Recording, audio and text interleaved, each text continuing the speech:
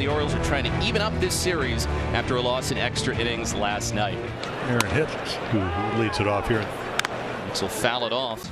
Catcher gets hit on the foot twice this inning, and this is the catcher umpire Bond. There's a foul ball, one gets taken up, the other looks out for the first.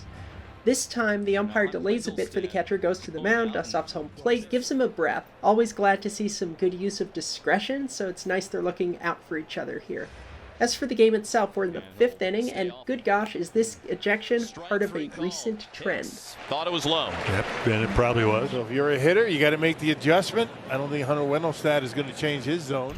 Just like Chavez and David Bell, it starts with a pitch called contrary to the computer. This is in the red.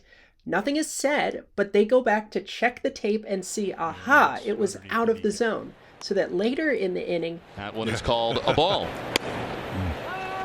Little higher. There is a correct call that looks somewhat similar to the earlier incorrect call, and that's the one they choose to get ejected over. And he is going to reach. And this one.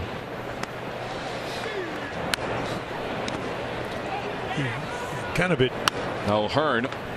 Oh. Strike 3. Yep. Really nice pitch at the knees. Another super close pitch. It's a correct call, but given what Hyde previously saw, he decides he's going to say something about any strike 3 call that's remotely close. Hunter Wendelstedt. See Wendelstedt, take a look.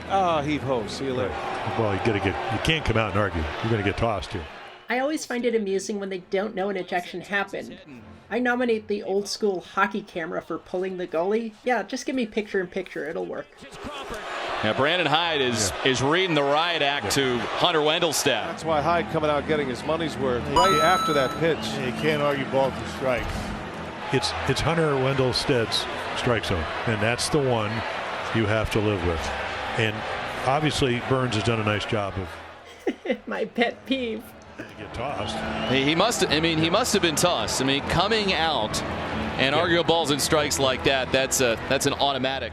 Well, at least we're not the only ones who seem to take an interest in these sorts of events.